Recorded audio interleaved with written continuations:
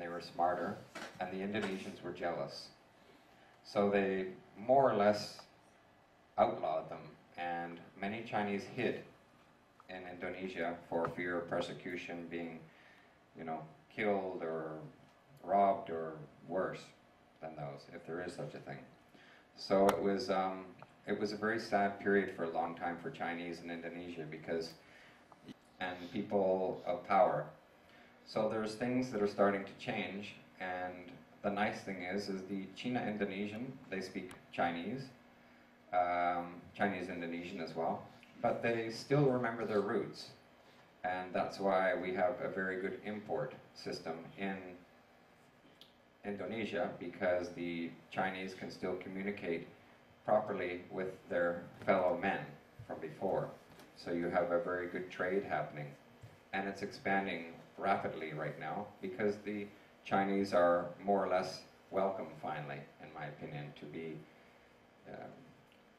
in charge of these things. So that's another avenue that if any of you are involved in, whether it's import or export, is bringing things into Indonesia has become much easier and better if you have some great contacts there. To finish on the Chinese-Indonesian relationship and relations is something that's, I think, very important, is that the relationship between the people of Indonesia and China is now in a position where they don't look at you any different, but there is I guess an underlining factor that they think that you are still smarter than them. So when you do business there, you have to be a little bit low profile in the beginning. It's part of the culture, and let them believe that they are winning, doing better, and make less but be more consistent. There's many other things that I can tell you about Indonesia, but I know that the type of things that you're learning here, probably the culture and things like that could be a little bit boring. So I'll try to stick to the manufacturing and the understanding of Indonesia.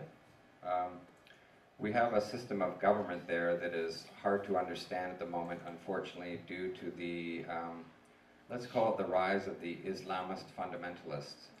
The way that the Islamists think is somewhat fanatical, and you can read in the news all over the world right now that it's getting to be a problem with the fundamental, fanatical Islamic world. It does start to erode the problem, and it's becoming a little bit more difficult to understand the governing of things when you have a government that tends to think that you shouldn't have a TV, or you shouldn't have movies, or you have to wear a burqa, which is something to cover your face and not let anybody see your wife, how she looks.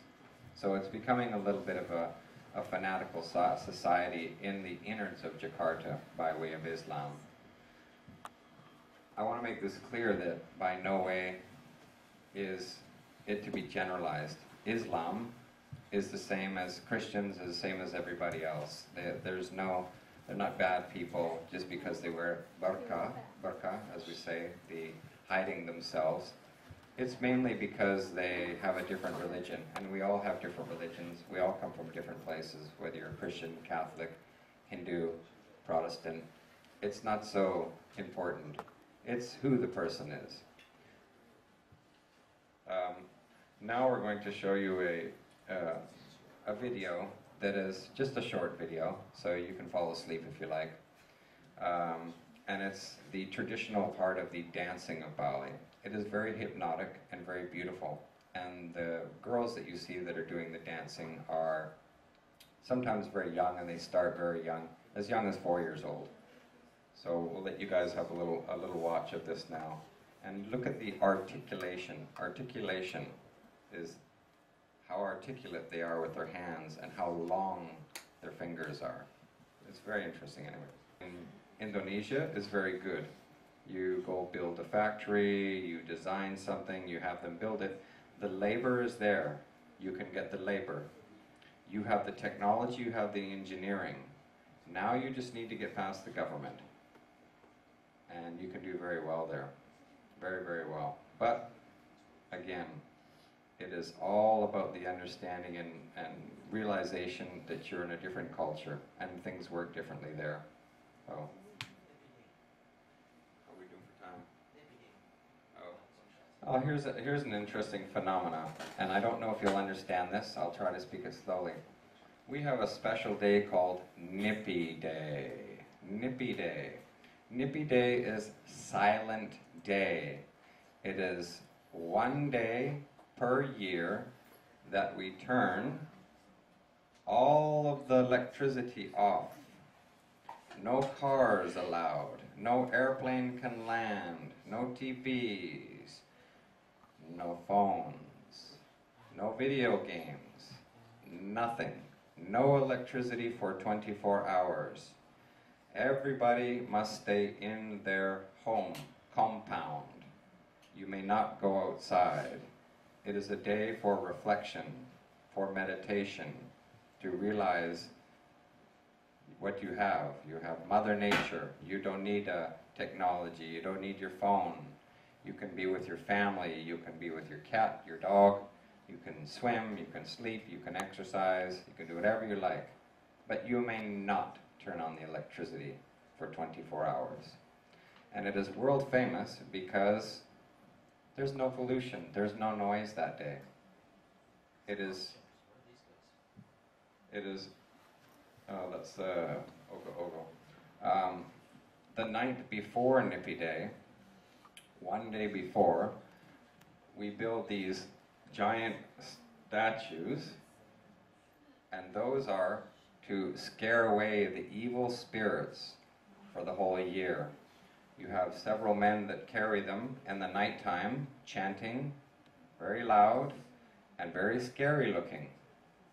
And they go through the streets, they close the roads, and they're meant to scare away any demons, any negative forces that surround your temple or your village temple. So they build these as homage, as a power to fight. I know you have plenty of gods in China that do similar things to that, to keep away evil spirits. So that's what these are built for. And some of them can take up to 2 or 3 months to build, and some of them can take up to 30 men to lift them by way of bamboo.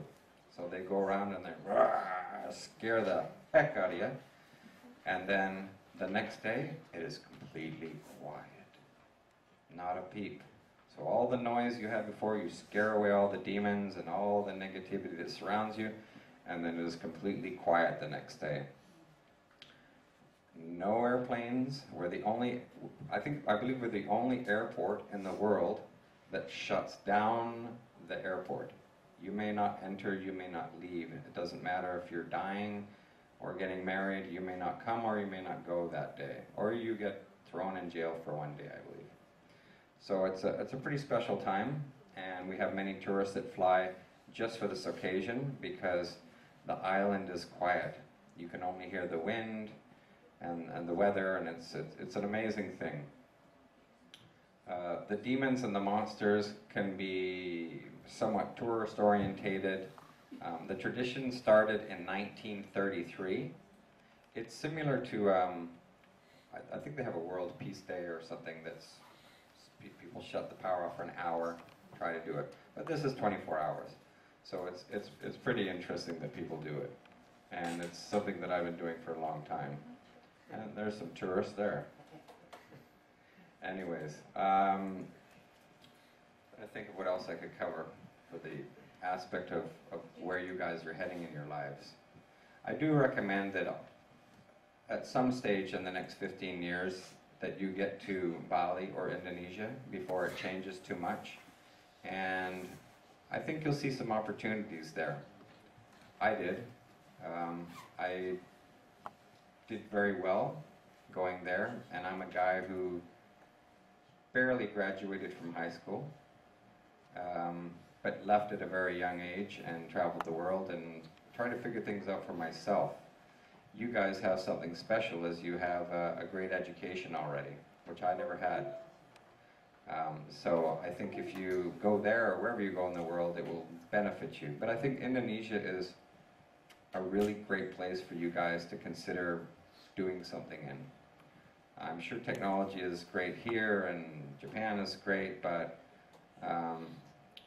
you would be very much appreciated there because they have a very poor education system there. And they just don't understand technology the way you do. It's in your blood, engineering, electrical, everything. You guys are the masters of it, you in Japan. So I think it'd be a great thing to see.